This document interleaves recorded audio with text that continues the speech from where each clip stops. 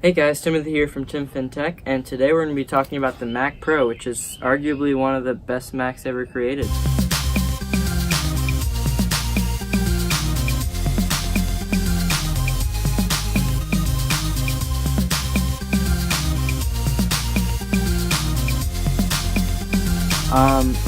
So for those of you who don't know, the Mac Pro used to look a lot like a regular tower PC. And it looked like that up until about 2012 when they released what was called the trash can design. And it looks like a trash can, basically. So when the Mac Pro came out in 2012, they put form over function, and they basically made it look really good. But because it was made to look really good, it didn't perform as well as it should have. And so you ended up with a machine that looked great, but wasn't really the pro machine it was supposed to be. It was more like a little bit better than a regular iMac, basically. And it was like that for several years, up until this year when they released the new Mac Pro, which is amazing, and I'm super glad that they did it the way that they did. So it kind of went back a little bit towards the tower PC looking Mac. The new Mac Pro is designed to put function over form, which is how it always should have been from the beginning. And this machine is just a literal beast. When they were first announcing it, they talked about RAM, and they said up to 1.5 terabytes of memory. And when I was watching the keynote, I thought I heard them wrong, so I actually had to go back to the website and read it, and it's actually 1.5 terabytes of RAM. It's configurable up to that. There's 8 DDR4 slots for RAM, which is just insane. Up to 1.5 terabytes.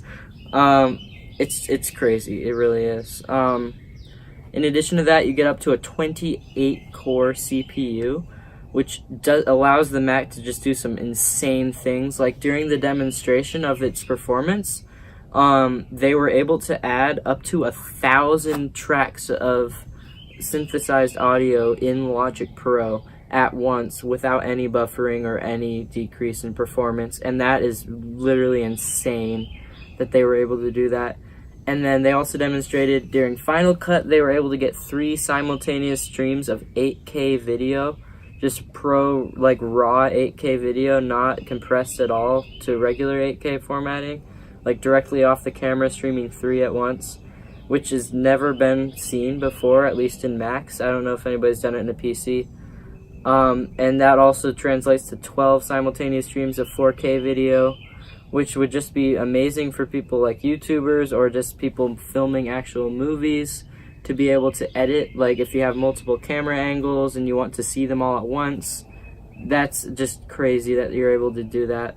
So with this machine, they've gone completely overboard. It has 3 massive fans all the way down the entire machine. It cools all the way through. The Mac Pro just fixes all of the issues that other Macs have had in the past. It has amazing thermals, it's super accessible and future-proof because it's really easy to open up. So you can just change out internals, you can change out the CPU, the GPUs, the RAM can be switched out. So it's just really easy to upgrade, so that therefore it's like easy to keep using for years and years, which is great because it's a $6,000 machine, so it's not like you want to buy one every single year. It's way cheaper and easier just to upgrade.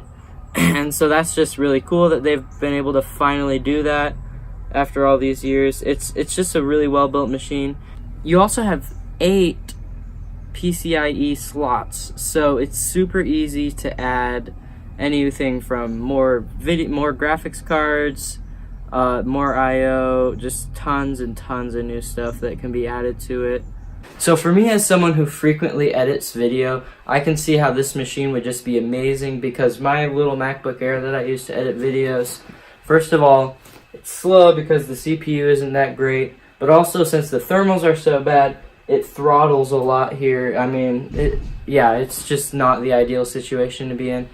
I would use this, but the hard drive's dead and I have to fix that at some point. So, I mean, this would be slightly better. With the older iMacs, they have a slightly wider design on them, so it's a little bit better for thermals, but even that's not ideal because you only have 2 fans on the inside. They're small fans, and I mean, Macs have always had issues with thermals since the very beginning, and so to see a Mac Pro with really good thermals is just it's a nice change of pace for Apple to go through. I just wish it was a little cheaper at the starting price at $6,000. I know it's a Pro machine, but I mean, I just feel like that's a little bit too much money for somebody to be spending on a computer. Anyway, this is a 13-minute video that I'm about to upload, and it's rendering right now, and it's taken so far about 20 minutes to render. On a Mac Pro, it would probably take around 5 minutes or less for a 1080 video at 13 minutes to render. Just like a really, really good machine. Especially if you're scrubbing through 4K or 8K content on Final Cut or iMovie, it just makes it that much faster. Probably not as fast on Premiere Pro since it's not designed by Apple and not optimized for their hardware, but still way faster than anything else on the market right now. Just an amazing all-around machine. Just something that they should have done years ago, but that they're just now doing. I'm glad that they're doing it. But, I mean, this is how it used to be for Apple. They used to innovate all the time, constantly making new things, new technologies, and they just haven't been doing that recently. So it's a nice change of pace for them to see them coming back to the monitor game, back to the Pro machine game. Like they're just being what they used to be again. So that's really nice to see. So yeah, I mean, you are going to pay the Apple tax on a Mac Pro. They're expensive, just like all of Apple's other technologies.